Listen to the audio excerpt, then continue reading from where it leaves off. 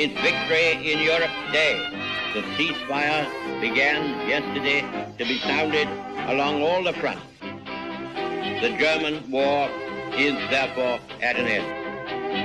May 1945, victory in Europe brings a new sense of pride and optimism to Britain after her darkest hours. It also heralds a golden era for the nation's favourite sport. After struggling through the war years, football is boosted by the return of some of its finest talents from military service. As England crushed Northern Ireland in their first competitive post-war international, public appetite for the professional game is unparalleled, and one young soldier back from the front is looking to make his name. One of England's 7 goals was a sitter presented to Finney, who may prove a fine successor to Matthews at outside right. Tom Finney survived the heavy fighting to liberate Italy unscathed.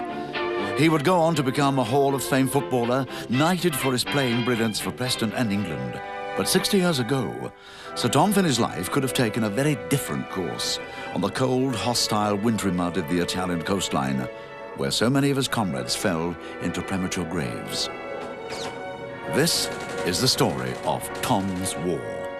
On the battlefields of the Adriatic, the playing fields of Egypt, and on the green fields of Preston, as he struggled to keep his dream alive of becoming a professional player.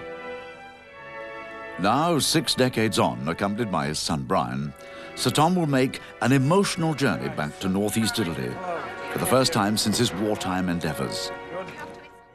Tom will relive the experiences that shaped his early 20s, revisit wartime memories buried deep in the past, and pay a final tribute to those who never returned.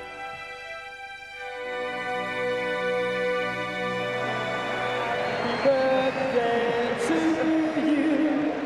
Happy birthday to you. Happy birthday, Sir Tom. Happy birthday to you. Sir Tom Finney recently turned 83, an occasion celebrated in style at his second home, Preston North End Football Club. Tom's relationship with the club and the city has been a lifelong love affair. Despite being the elder statesman of English football, its greatest living player, Tom rarely misses a home match, and he's still club president. Fans, young and old, hold Tom in deep affection and admiration. His enduring popularity stems from the fact that he's one of football's true gentlemen, whose association with the club can be traced back to wartime. That was when I came out of the forces the first year, 46, and played against Leeds United. That was the 51-52 season. We had a really good side then. That was when Scott Simon was here.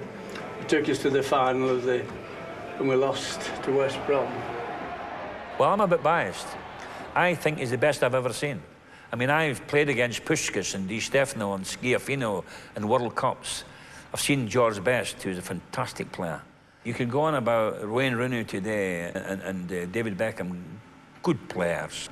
But when people start comparing it to Tom Finney, not at the races. Not at the races. Hammer throwers compared with Finney. Today, you'd need to rob the bank in Fort Knox to pay for Finney. A cross pass to the other wing, and outside left Tom Finney makes the score 1-0. In today's world, he would have been maybe the highest paid player in the country because of his entertainment value. I used to go to Newcastle when I was a little lad to watch him play, and mesmerised by his ability. I used to look at him and think, what is he doing? And I never understood what he was doing because he'd done it before I even thought about it. And it was magic. Tommy Finney, the ball seemed to be stuck to his feet, you know. You could never get it off him, but a gifted player. He was a natural footballer because he could tackle, he was good in the air, he was strong. You know, people forget that. Blonde Wilf Mannion's pass to Finney, and the Preston Plumbers' goal settles the English triumph beyond all doubt. If I had to say what thing I admired most about Tom Finney, apart from his obvious ability, was the way in which he played.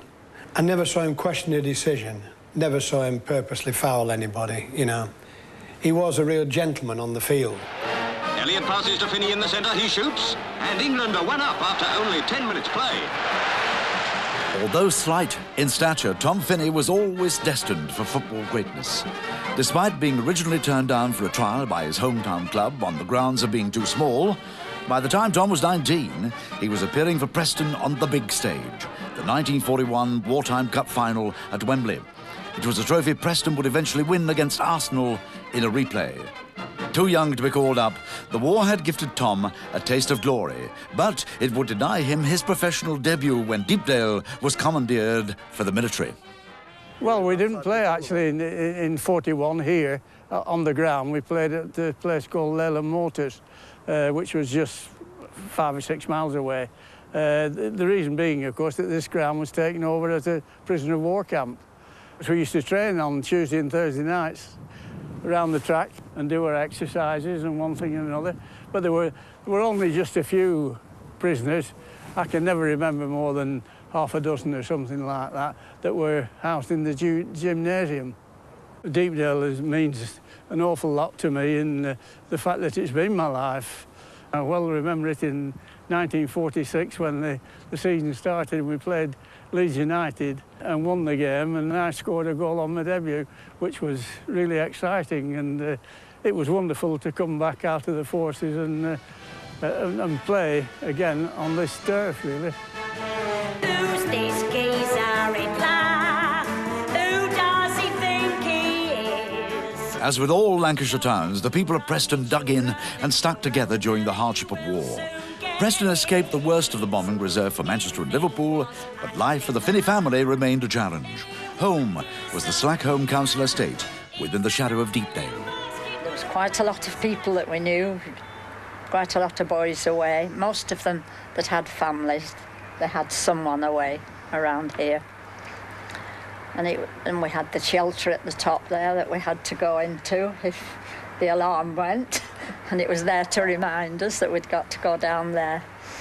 Apart from that, I think everybody was much of a muchness. We were all on rations. A lot of them, they had big families, hadn't they, Tom? Yeah. They all had a few children at least, yes. And of course, most of them were in the forces. And were in the, one or two of them, of course, were killed in this area. So it was very sad for them. And of course, you didn't learn about it, of course, till you came out of the forces. Inevitably, Tom's own call-up papers arrived shortly after his 20th birthday. Although expected, they still dealt a huge blow to playing ambitions. In 42, of course, I was called up, and when I was 20 years of age. You were just called up and you had to go. You were just directed as to what forces you were joining, whether it was Army, Navy or the RAF. I didn't think it was the end of my career because I was I was sincerely hoping, of course, that the war wouldn't last. I mean, we never thought it was going to last for 5 or 6 years. The news of Tom's call-up was greeted stoically by his dad, Alf. But the fear of losing a son was compounded by Tom's brother Joe, already serving in Burma. I went to the local barracks and said that I would like to join my brother's regiment and join him, you see. But I mean, I was posted down south and in the Royal Armoured Corps. Only months later, Tom was posted abroad, joining 6,000 other nervous troops aboard the refitted Queen Mary in Scotland, en route to a mystery destination. We didn't know where we were going, but we knew we were going somewhere that it was pretty warm because we were all fitted out with tropical kit. And whilst we were on board, we did learn that we would be going to Egypt. Fortunately, Montgomery's 8th Army was now winning the fight with Rommel and had forced the Germans away from Cairo. But Tom's arrival in Egypt was still unnerving. We didn't know what we were going into, really, whether we were going to be fighting straight away kind of thing, or whether we were going to be based at the camp. And I was fortunate in that I was at the base camp at just outside Cairo, and was mainly there, I think, because once they found out I was a professional football player, that I was being kept at the camp, and I finished up in the cook house, learning to be a cook, really. Cairo was quite normal. We went on a regular basis into Cairo. You wouldn't have thought there were a war on at all there. The Wanderers, the British Services team, matched against an Egyptian 11 at the Farouk Sports Club, provided some good football. Playing for the wartime Wanderers proved a major boost for Tom's war and his future career. He honed his skills, kept fit, and stayed out of harm's way. Well, the Wanderers were a team which was made up of top professional footballers who were posted overseas and during the wartime service. The Americans had it when all the top film stars, Glenn Miller in particular, who lost his life entertaining the troops, they travelled all over the country, all over the world, if you like, to lift the morale of the troops. And the Wanderers, in their own way, did the same thing. That enabled me to play an awful lot of football whilst I was out there. And of course we went touring to Palestine and Syria to entertain the troops. But while Tom played for the army, football provided a tonic at home. Even Churchill realised the importance of the game for national morale, and prisoners of war did their bit for an entertainment-starved population. It was an important part for morale, I would think, to actually have a bit of sanity by watching a football match, you know, with everything else that was going on, shortage of food, you know, and all the fighting that was going on all over the world. Yeah, morale was very important. I mean, so the government worked on it night and day, worked on morale. No television, you see. We used to huddle around the radio, and a newspaper was just 2 thin sheets of paper when you could get one. So basically, when there was a football match, it was a place where people could all get together. But players didn't just play, they sweated in normal jobs. They worked in coal mines, munitions, and often, like Tom, saw service abroad. Just as with the Great War, lives, limbs and careers were sacrificed for king and country. A number of senior professionals who are very well known, who obviously were involved in the war effort, Sir Matt Busby, for example, and also people like Don Revie, who were fairly fortunate and made it into the physical training corps, but others were less lucky and were thrown into frontline action. One famous contemporary of Tom Finney would become the greatest English manager. As a desert rat, Bob Paisley was nearly blown up by shelling. Others fared far worse. The figures stand somewhere between mid-70s and 100 players who were registered professional footballers lost their life. It's difficult to be exact because some people might not have been registered if they'd just finished their career, you know, or weren't senior professionals. Most clubs, including Preston, suffered casualties. But perhaps the most moving story is that of Harry Goslin, the Bolton captain, who led his entire team to war as the 53rd Artillery. Harry Goslin would not return, killed in the struggle to liberate Italy. By 1944, Tom Finney's war took him to Italy, one of thousands of reinforcements required for the 8th Army advance.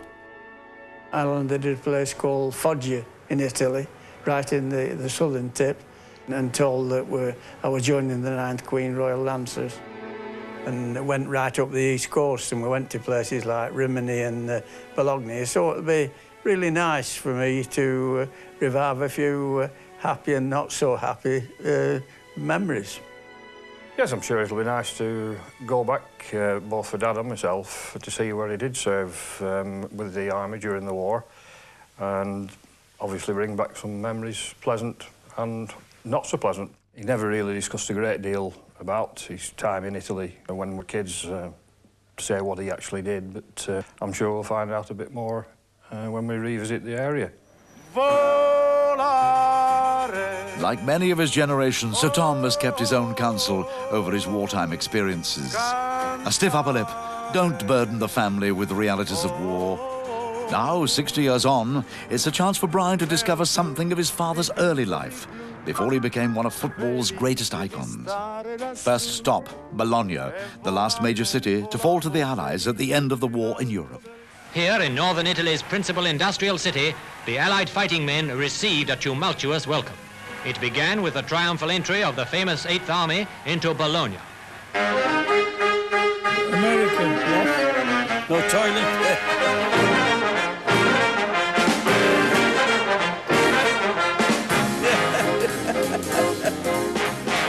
Historian, photographer and filmmaker Dottore Edo Anzalone has dedicated his working life to collating historic memorabilia and images at Bologna Museum of Liberation. He was keen to learn more of Tom's wartime experiences. Well, from 42, actually, and then I served in Cairo, Egypt.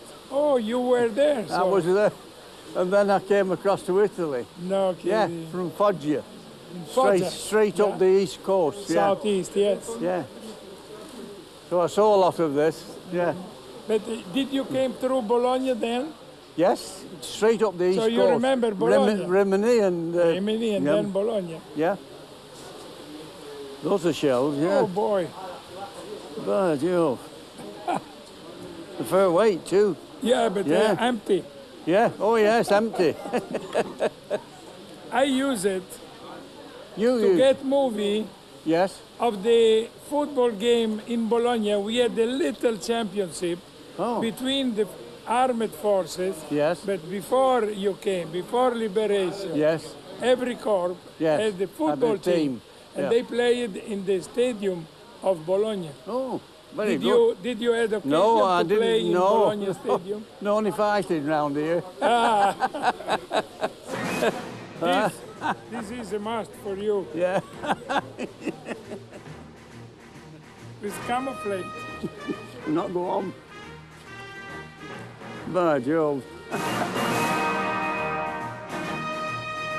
As a young filmmaker and patriot, Dottore Anzalone risked his life to document on camera the war under German occupation.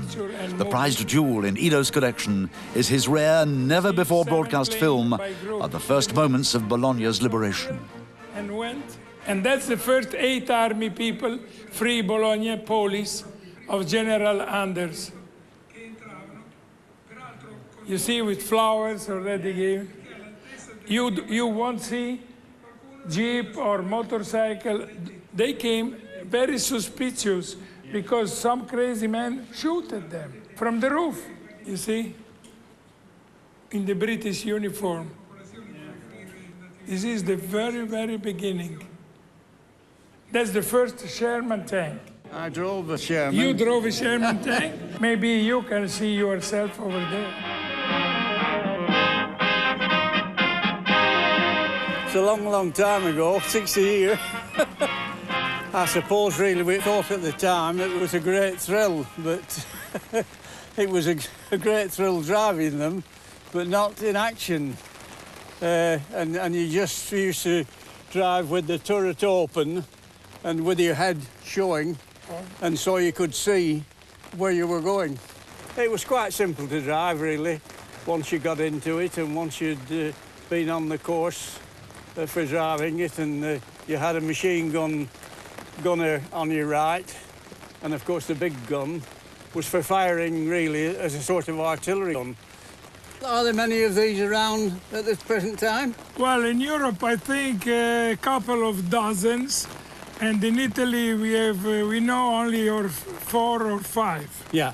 And do you run them for any length of time? We every 2 months we have some run, or we do some movie. Men from the United Kingdom advance against some of the enemy's best troops. Infantry and flamethrowers in action provided this grim impression of the violent struggle to clear all Italy of Hitler's fanatics. Next stop for Tom and his son Brian is the hilltop village of Germano, labelled the Monte Cassino of the north because of the fierce fighting and destruction that took place there. The village has been reconstructed, but the memories of brutal battles are still fresh in the mind. I was like probably thousands of others that were really horrified about it and terrified. You didn't go with any confidence of driving the tank. Your mind was all focused on the fact that you might get hit. I remember one occasion particularly where 2 of our tanks were knocked out. We were coming out of battle and we were asked to go back in again, and it was a pretty terrifying thought of having to go in again to rescue what was left of the troop, and it was pretty distressing. It's a great view up here, Brian. You can understand the Germans wanting to hold the point, wouldn't you? Yeah. This is a book of war of Germano. Yes. Denominated the Cassino of the Adriatic. This is for you. Thank you. Please. Grazie. In this corner of Italy, the people know their history and certainly know their football. Tom is presented with a memento from Mayor Luciano Colombari and receives an ovation from villagers. Thank you very much. Thank you. Thank you. When the war ended, the people of Preston celebrated VE Day in style. But 1,000 miles away, Tom Finney, desperate to be demobbed and resume his life and career in Preston, found himself marking time in the Po Valley. The village of Arzignano was then little more than fields with a church. But 6 decades on, the place takes him by surprise. But the whole place has changed a lot, completely. Yeah. I remember the square, and the church here. Yeah, the church. But everything else. There is a war memorial down there as well, right. anyway. I remember that, do you? Yes.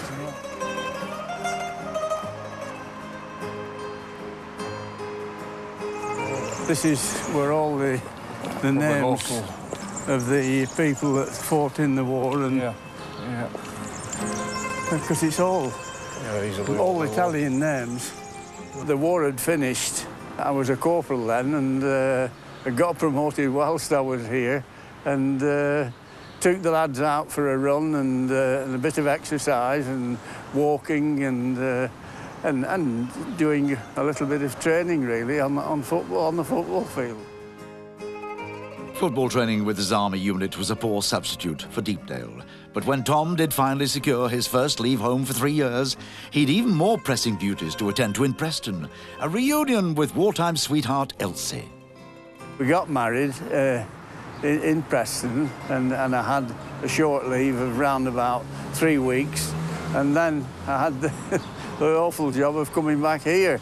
And it was just a question of really spending the time and wondering just how long we'd be here before we actually got home. But I was round about, I would think, 6 or 7 months here before I actually got out of the forces. And it was everybody's wish that we're in the camp here to actually get home. Home will always be where Sir Tom's heart lies. But before returning to Lancashire, he and Brian will reflect on yesteryear, pay respect, and say final goodbyes. Coriano Ridge War Cemetery, the biggest in northern Italy, is the final resting place for 2,000 Allied soldiers. Coriano was the last important ridge in the way of the Allied advance. Aldo Balacca, himself a prisoner of war, has kept the graves immaculate since 1946. He's immersed in the sad history of the locality. Can you tell us what happened during the war with the Germans coming? Yes, in the top there, it's also seen in the sail there, you see. And the German there. Yeah. And the Englishman came from this river. Yes. And they go walk, you see, they walk in the and round to these officers. Yes. In the back, you see, and kill all German, you see. Kill them all. Yes. Yeah. Yes, if you kill them all. On the plenty soldiers that year, yes. Because German there, you see. Ah, the Germans are there. Yes. Yes. Ah. And the fighting came from this way, you see. Right through? Yes, near to San Marino, you see. Ah, very frightening. Yes. Yeah. Not funny. No.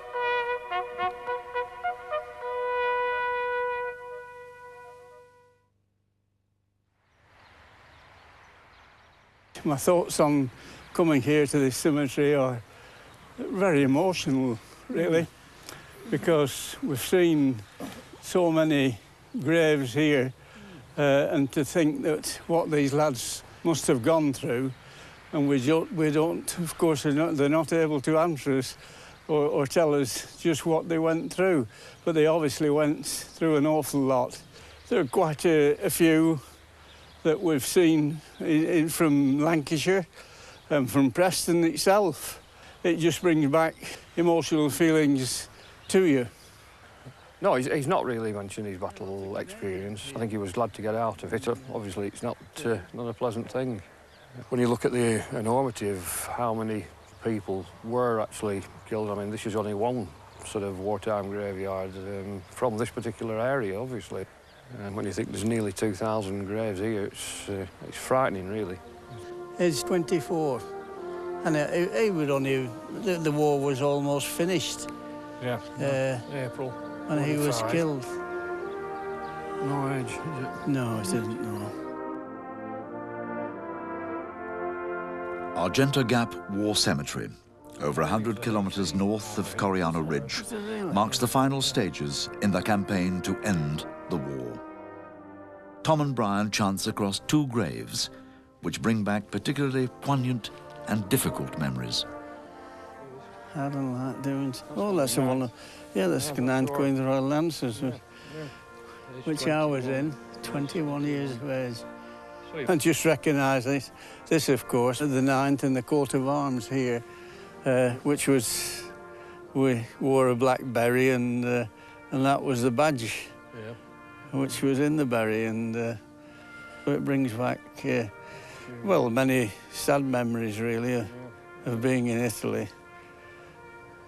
It's been quite emotional for Dad walking around and looking at some of these gravestones and the ages of some of these young soldiers that have lost their life. And I'm sure he's been taken back with some of the things that we've seen today. It does bring home to you the fact that it could have been me and I could have been in one of these graves. You'd see lads and friends that you'd been with in the morning, and at night they would return and find that they'd gone. It's our utter thanks to these boys that gave their lives for their country, and I think it's a scant reward to see such a wonderful sort of tribute to them. As one of the all-time greats of our national game, Sir Tom Finney's place in the annals of football history is assured, but few people knew of his wartime exploits as a young soldier. The term football hero is used lightly and frequently in this age of media celebrity and instant fame. But like the many players who fought, died or sacrificed their careers in this country's hours of need, Tom is worthy of his many accolades. Sir Tom Finney, a true football hero.